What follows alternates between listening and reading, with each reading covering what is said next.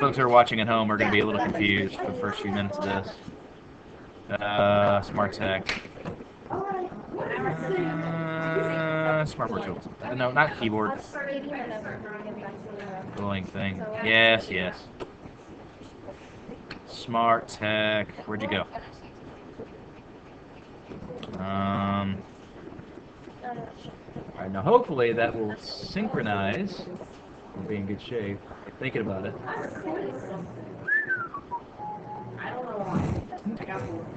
Alright, there's that. It's up and running. Do you have green light? No. Are you wanting that? No. Ah, that explains the great deal, actually.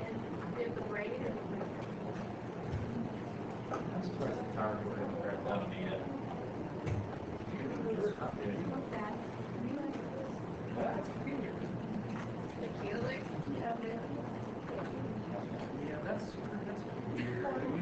Oh, is that what I did? I know what I made wrong. I think that one's dead. What? Did I kill my smartboard? Oh, that That'd be sad. How about this cord? Ah, that's what it was. Maybe. Yeah. There we go. Hey. Whoa! Hey, Look out! We have a smartboard again, everybody. someone got excited. Yay! This Marker's work again. Oh, I forgot what the date was. I was like, oh, today's 11, 12, 13, because... Yeah, synchronicity. It's good. It's a good thing. All right. Wall of text approaching. Wow. All right. Isn't it just? All right, let's get rid of all. Actually, you know what? I'm going to try to save that because we're going to be writing this here and again. But I'd rather not have to write it all again if I don't have to. But I will if I have to. We're going to get to this here in just a second. But first, all right. Shut up. Focus, Skyler. All right, so this section has to do with after. What? Whoa. After the reign of terror. Reign of fear. People were scared. Just like you guys just were. Hey! And basically, afterwards, what happens is that we're going to have a whole new government. So we get rid of Robespierre and establish the five-man directory. Basically, the directory is the name of the new government. The directory is going to be a bicameral legislature. You guys know bicameral, what that means? Two houses. So our government is a bicameral legislature because we have a House and a House, the Senate. Does that make sense? Yeah. Instead of having like an executive branch, though, that's one guy, like the president, they have five guys, right? Delicious hamburgers. And what's going to happen is that's going to last for 4 years, between 1795 and 1799. Eventually, it's going to fail. Why? Because basically the same problems we had from the beginning. We have hunger, we have war, we have an economic disaster. The economy is pretty crap. Economic.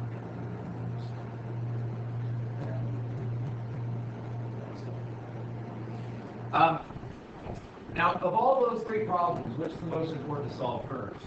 Hunger, war, or economics? What to fix first?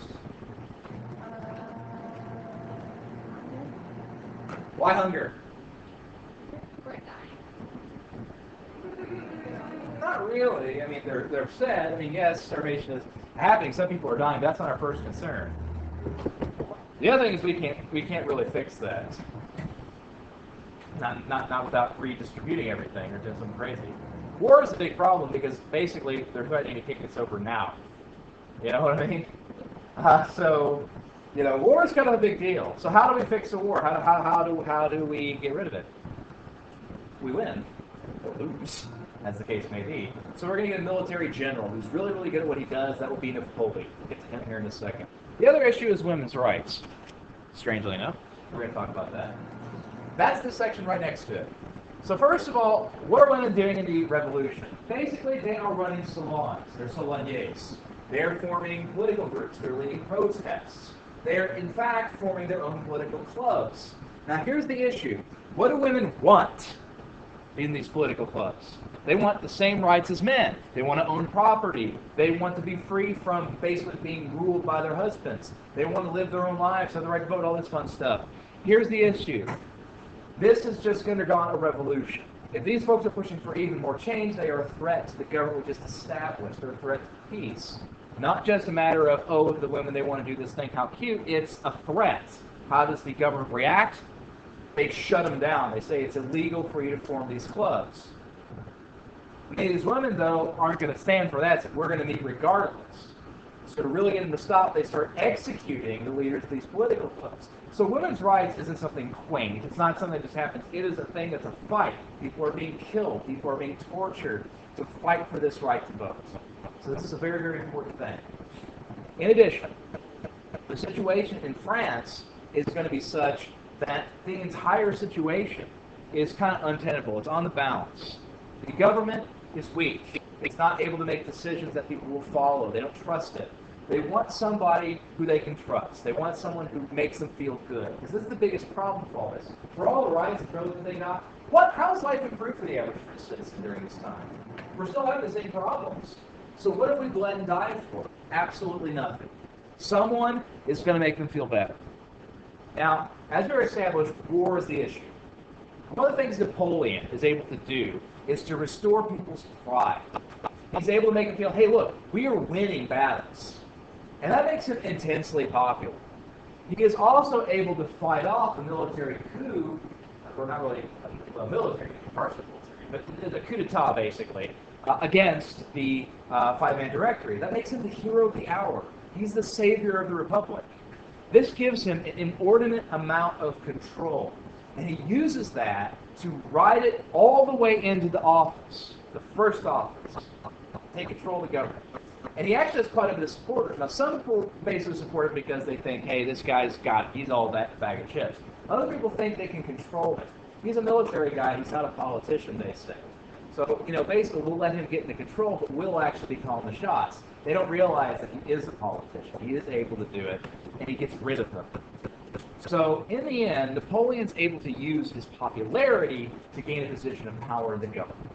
The way he does it is actually quite simple. Hello, that's different. Bourgeoisie can. You guys get the joke, by the way?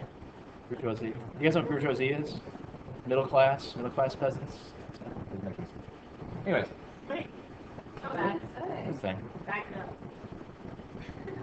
No, that one. Yeah. Kitty has reached critical mass. Kitty is the sun. Kitty is the sun. Anyway, moving on. So life is going to change pretty dramatically in France over this time period. This is about daily life. So how is life changing? First and foremost, clothes. Guys, what was the fashion of the time before the revolution? That's true. Barber shops actually fairly rare things because most people just got shaved and then on you go. Those that were in existence were for the dirty commoners. But you might remember the picture I showed you of Louis. Got the big stockings, the knee breeches, all that stuff. That's fashionable, yes. That's a little bit earlier, that's 16th century, but similar to that. That's the fashion of Versailles, all right? We've gotten rid of nobility in France. So we're going to turn to the new ruling class. That'd be your middle class. So middle class clothes become fashionable. What's middle class? Top hats, suits. That's good. Not quite the suits we think of today. For instance, the tailcoat was popularity at the time. I think sort of like a tuxedo, but a little bit different. In addition, we're going to have some other great changes. Nationalism is on the rise. Intense pride in the nation. Remember, nationalism is like extreme patriotism. As in, it wants you to defeat all the enemies of your nation. Equals uber patriotism. In addition, we're going to abolish slavery. Why? Because we're feeling that we really feel bad about these people who have suffered all these things? Absolutely not. It's because slaves are starting to revolt. So we want to avoid slave revolts.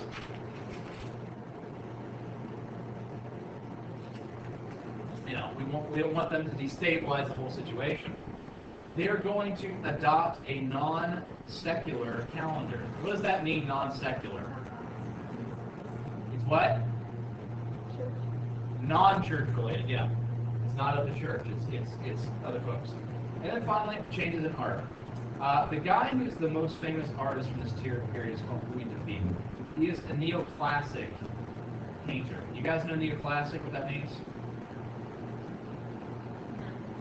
It's a style reminiscent of ancient Rome. It's the same sort of theme. So for instance, have you guys ever seen the statues they have in Rome? It's got a dude on a horse. You know what kind of statues those are called? Equestrians, because they have a horse in them. No, not like Galapagos. That's not what I mean. I mean like downtown. I forget where exactly it is, but there's a guy riding a horse. You know, like that. You know, that's an equestrian. Okay, that was a style that was really, really well received in Rome because the highest class of people were called equestrians. The reason being, in the military, the highest ranked people always rode on horses. It gives you an advantage in terms of height, weight, speed, all these wonderful things. So the equestrians were the ones who were commissioning these paintings of themselves. And guess what? They did themselves with their horses too. Napoleon did the same thing. There was this really great love of the Roman style, partially because of this sense of passion that you see in a lot of their paintings. You know, this big, momentous occasion type for the subject matter. Even stuff of everyday life are like big, sprawling scenes. It's all very exciting in a way, but not so much in a, not like it's so much like, you know, an ADD sort of way, if that makes any sense. It's in a big, grand scale. So what's going on in this scene? Okay, you got a guy on a horse. What's the background? What's going on here? Yeah, he is. You know what mountains range he's in? He's in the Alps. Where are the Alps, geographically? There are the Swiss Alps, yeah, it's part of it. It basically goes in between northern Italy, France, Switzerland. Okay. Here's why it's significant. All right, Italy, as far as a area, is very easy to defend because you have, well, at least in terms of, you know where they're coming from. They're coming from the sea. No one except crazy people go through the Alps. It's too cold. It's too high. It's dangerous. Well, guess what? Crazy people attack through the Alps. 3 examples of that: Napoleon, Charlemagne, and Hannibal. You guys heard of Hannibal? The general, not the psycho killer? Hannibal was a Carthaginian. Carthage was a city-state in northern Africa. Basically, they were fighting a series of wars with Rome called the Punic Wars. Well, he was a leader that took his men, instead of attacking through the sea, decided to do a switcheroo on them, and instead went through Spain and then attacked through the Alps. He had elephants with him, by the way. You know, elephants, Alps, good word. It scared the weebly-jeeblies out of everybody, too, because if you think about it, elephants are big things. If you've got a spear and there's an elephant charging at you, you're like, no. I'm getting out of the way. Forget that noise. So basically, you know, this is him saying, because his name's on top. You know, I'm better than all of these guys. The greatest generals, I'm even better than they are. He's an egotist. He thinks very highly of himself, and he likes to put himself in positions where everyone's like, everyone love me, love me, love me, love me. He's got to be the center of attention. In fact, there's even a syndrome where you say someone has the Napoleonic syndrome, or might say they have little man syndrome, if they're small of stature but have to like fight people to prove they're tough and things like that. That's named after him, you know. Even though he wasn't really that short, it sticks with us because of the propaganda. Anyways, so the situation goes: Napoleon was from Corsica. Okay, we're going to start over here and do this. Corsica is an island that's controlled by France that's near Italy. All right.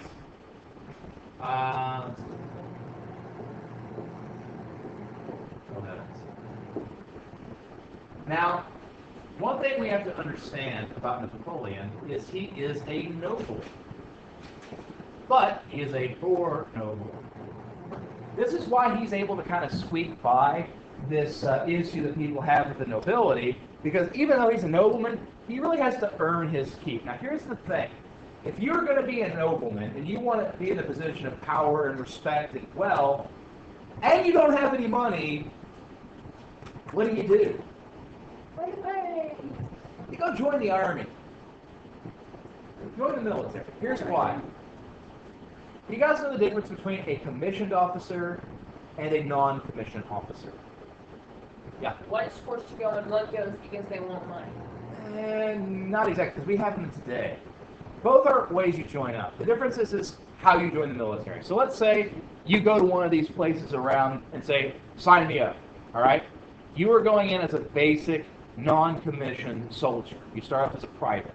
You can become an officer like a corporal or a sergeant or what have you, but you will never reach the rank of a commissioned officer, because every commissioned officer, regardless of what rank, outranks the non-commissioned officers, okay? So, for instance, an ensign, which is the lowest ranking officer in the Navy, can command people of whatever rank if they're non-commissioned. So you might have guys who enlisted 30 years ago being commanded around by a 19-year-old because they went through the academy. That's how you become a commissioned officer. You go through an academy like Annapolis or West Point or something like that. Now, we use this system because it was organized originally by the British. The Germans used the same system. Why they did it was because if you joined the army, it depended on what social class you belonged to. Are you noble or are you a common? If you were noble, you became a commissioned officer to command everybody else. If you were not noble, you would become a non-commissioned officer. So commissioned officers were basically treated pretty well. There's some respect to it. Turns out he was really, really good at what he did. He went to the military academy. Turns out he's a military genius. One of the things Napoleon was able to do better than anybody else was organize. In fact, the military system we have in the U.S. was changed to reflect the rank structure he utilized to try to make it so that we could sort of mimic him. It's actually based off the German model because they were doing the same thing. So everyone wanted to be like Napoleon. Everyone uses Napoleonic strategy. One of the things he's really best at, though, is cannons. He's really good at using cannons. That's his biggest strength, is using cannons. That's going to be important later. So he is able to have many great victories. It's funny, even his defeats are victories. For instance, Egypt, he actually loses. But it still counts as a victory because he's able to gain territories in Egypt and gain influence and basically spin. He's very good at spinning information. You guys know what a spin doctor is? Okay, basically there are guys in the media who report things, yes? They're called reporters. But they have a choice about how they report something, don't they? For instance, if you have something along the lines of, today there was a test given in this class, and 75% of the entire class passed the exam. You know what I mean? That's a positive outlook. Or someone could say, in this class today, 25% failed. Or they could even say a quarter of the class failed. You know what I mean? It's the same thing, just worded different. A spin doctor basically takes stuff that's bad and makes it sound good, and if someone takes something that they don't like that's good and makes it sound bad. Does that make sense? That's how the media can control public opinions. But anyways, Egypt is one of these examples. He will turn it into a victory. So he basically is very popular. Okay? I'm going to continue this put up here. So he's popular because of his victories. He uses this to basically create a new government. That's called the triumvirate. You guys know what a triumvirate is?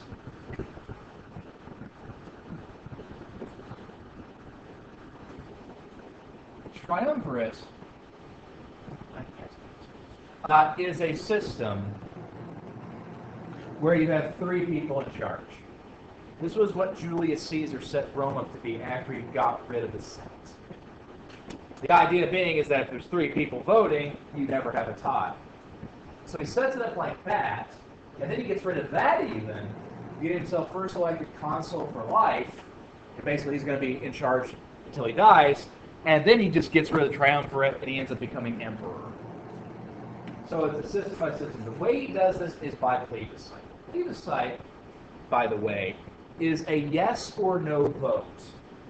Very simple. Now, what this does, essentially, is make France, their election system, into a popularity contest. Okay? Now, is the election in the United States a popularity contest? Kind of it is, but there's one distinct difference, because if it was just a straight popularity contest, the president would always be determined by the popular votes. The most people to vote for him wins. But is that what determines who becomes president? What determines who becomes president? The Electoral College. You guys know how that works? I thought it was just like whichever state is like got the majority of votes around, and then like however many like who had the votes. Yeah, basically, each number of states has a certain number of votes. Okay? Bigger than First, little. sorry? Bigger than little. Exactly. And essentially the way it works is you're trying to get to a certain number. I think it's 240 or something like that. 260. So what happens is some states almost always vote one way or the other. That's why we call them red or blue states. They vote for always Republicans or always Democrats, but there's a few exceptions to that. Okay? Now there are sometimes that you have states that can go either way, and they often have a lot of votes. Ohio was one of these things we call swing states or battleground states. Okay? There's states that can go either way, is swing state, and a state's battleground state is where you have both sides really want that, like they either need it to become elected or it really will help them out get elected. So they're putting a whole bunch of money there. During the last election, Ohio was one of these states. I have friends in Ohio. They said you could not get away from all the advertising. I mean, we think it's bad in our state with the commercials and everything. Like it was nonstop in Ohio because it was such an important swing state. So this is how that works. It's not exactly a popularity contest. There's a little bit more to it, but it kind of is. So this changes all that. It's straight yes or no. So the most popular person wins. And guess what? He's the most popular person. That doesn't mean he doesn't have enemies. He certainly does. But he really inspires the common people because, in a way, they see him almost as a commoner. I mean, yes, he's noble, but at the same token, he's just bearable. You know, the thing that he really inspires is military victories. People like victories. They like to feel better than other people. This is just part of our society. And we are competitive by nature, but the other thing is we really like to win. You know, and that plays into this mindset. This is a painting of Napoleon when he was young. I like it for a couple of reasons. First and foremost, his most famous painting, you guys might know it. He's got his hand in his shirt like this. You kind of wear that. I'll show it to you later. But basically, it's when he's old, fat, and basically been broken. It's after he's been defeated the second time. You know, we'll get to that later. He's defeated the first time. He comes back and he's defeated the second time. So, I mean, it's not like he just goes away. He lingers a bit. But it's after he's just been completely defeated, and it's the last painting that he does of him. It's just like this kind of really sad scene type thing. And that's what people remember him most as. But he was this vibrant commander. People said he was very handsome. He was engaging. He was able to uplift people's spirits and make people follow him. I mean, he was all that in a bag of chips, you know? I just think this does look it up. Not to mention, he has some of the best costumes ever. You know, the clothing he was wearing is unbelievable. Odds are good he never wore anything like this whenever he was a young officer because it's too wealthy. I mean, this is all hand embroidered, the belt and everything with gold thread. The dude had a sense of style, and some of it was, oh my god, blingy. Did I tell you guys about his personal guard? Okay, basically, he had a personal guard. That was his bodyguards. And he almost liked to play like dress-up Barbie dolls with them. Like they had a uniform every few months. And this wasn't like, you know, military fatigue, like uniform, like boring. It was crazy bling. Like one costume he had them in was just like this embroidered buckskin pants with high leather boots. I think it was this shirt, a blood red waistcoat, this vest underneath. And over that was a coat that was also very heavily embroidered with gold, and it was linked together with a chain with a second, same coat, but different color. It was reversed colors, slinged over one side in the hussar fashion. It was very fashionable. Long sabers. And then he had a leopard skin cloak that was purple crushed velvet on the inside lining, with a giant leather helmet with winged feather tips coming all the way down the back. Oh my. And the thing is once he had his fun with that, he got an even more elaborate costume and sent those off to be sold to some army that was basically buying, like, military surplus. Guess what army bought it? The U.S. Army in Rhode Island. So there was a unit in Rhode Island that was the U.S. military uniform. The leopard skin and everything. I was just like, oh my gosh. It's like, it's just ridiculous. But it's hilarious. Anyways, so he does a number of things. That would be over here, by the way. He has several military victories that he continues to campaign. He forces people to join him in alliances. He ends up adding Spain to his territory. He ends up destroying the Holy Roman Empire. And one thing he does that really messes up things is he allows kingdoms to keep a monarchy, but he gets rid of the throne. Like, basically, he gets rid of the king and places one of his family members on the throne instead. Like in Spain, his brother becomes king of Spain. So it's like, you want to be king? Be king.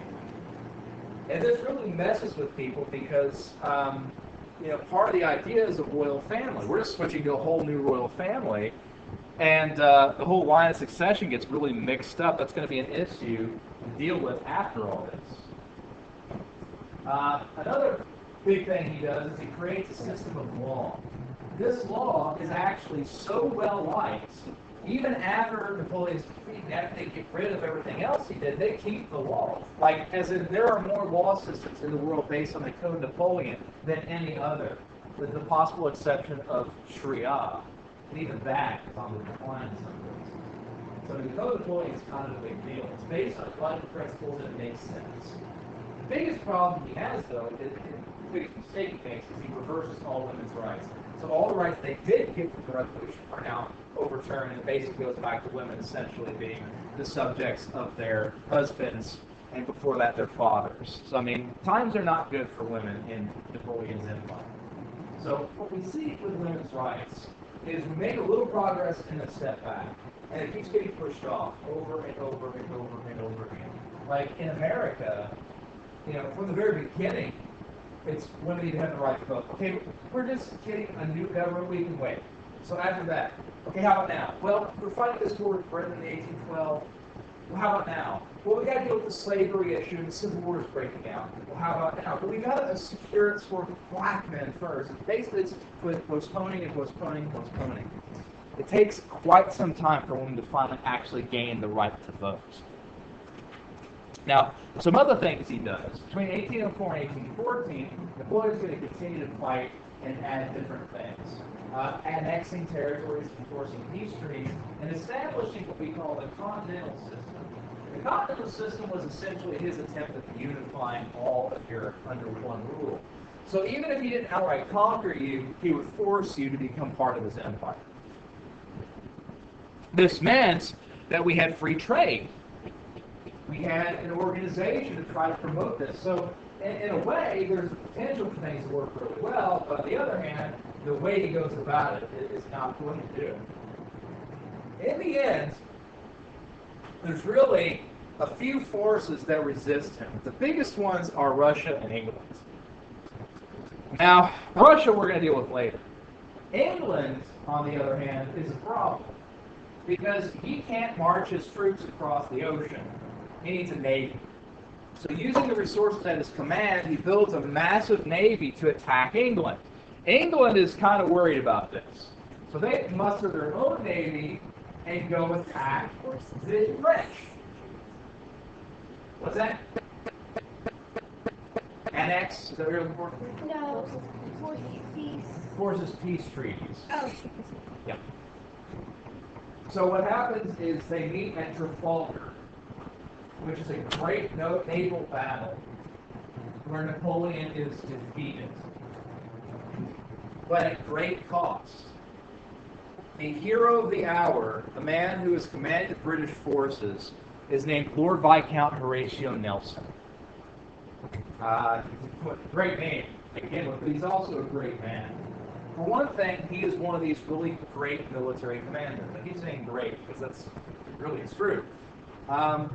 He inspires the people beyond anything that common ideals can do. I mean, he is somebody that the people will follow. He really is the inspiration for the war effort, just like Winston Churchill is in World War II. Even after he dies, he becomes literally a legend. In Britain today, Trafalgar Day is celebrated. It is a mass-wide celebration, national holiday, and a remembrance. And in Trafalgar Square, there's a giant statue of him. So, I mean, he's kind of a big deal. One of the things I find most interesting about him is the fact that he was missing a hand. One of the things that a lot of folks who become amputees, whether through war or other instances, have to deal with is the feeling of worthlessness. Even basic things like tying your shoes basically become either impossible or incredibly difficult. And getting over that is strange. This is a guy who not only overcomes it, but inspires others. I mean, he is really quite an interesting person. And as I said, he ends up dying in the battle. And they bring him back for a state funeral. Now, Trafalgar's 3 weeks away. So it's not as simple as, let's just throw him in an ice chest. We don't have him. So you can't imagine what, living with a body that's dead on a ship for 3 weeks and do. So they have to do something about it. So they preserve him. And most bodies are just thrown overboard. But for him, they throw him in a bottle of brandy. Or not a bottle, a barrel of brandy. And they prepare him for his funeral. So they bring him for a state funeral and everything's grand. The other major cost, though, at least from our perspective, is where are they getting sailors? Because they need manpower to sail these vessels. And the answer is they impress sailors. Impressment is essentially making slaves. You don't have a choice. And a lot of these were Americans. So basically what would happen is the British would board merchant ships and go impress sailors in service. So imagine if you were visiting a foreign country, someone forced you to join the army of that nation. I mean, right? It made us slightly upset with the British. So basically, we threatened them with war, and we went to war with them. That's the War of 1812. So we're fighting the War of 1812 with them in North America while they're fighting Napoleon. So this whole thing is going on at the same time. Now, the British don't like to think of it as slavery, but that's what it is, essentially. You're not owned, but you don't really have a choice either. So the situation is that the impressed sailors are eventually let go, those that survive, but it is kind of an international disaster for them. So how does Napoleon react to this? Well, he knows he can't defeat Britain in a naval engagement. They have too strong a navy. So he decides to try a different tactic, economic warfare.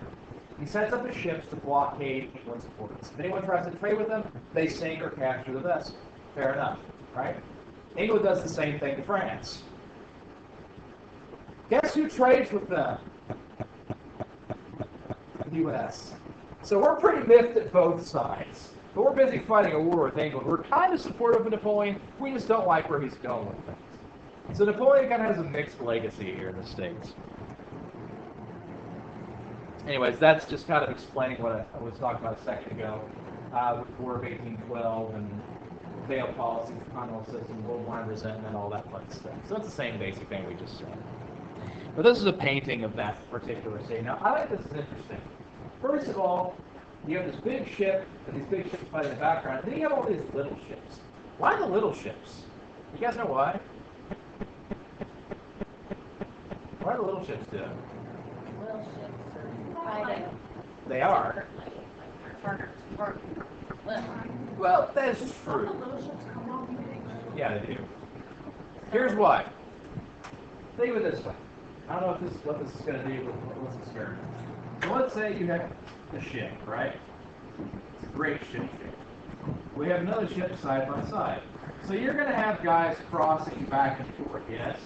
They're going to be fighting with swords and guns on for a second. But here's the thing is, you only have as many places to cross as you basically either leap over. I mean, it's really dangerous to cross a ship. Because keep in mind, they're both doing this, right, on the waves. So what happens if you drop between the ships? You're probably going to get crushed between the two hulls of the ships. So there's only a few places you can cross, maybe 3, 4, something like that. That means your whole complement of 200 soldiers have got to cross 4 points. Maybe you form a condo line.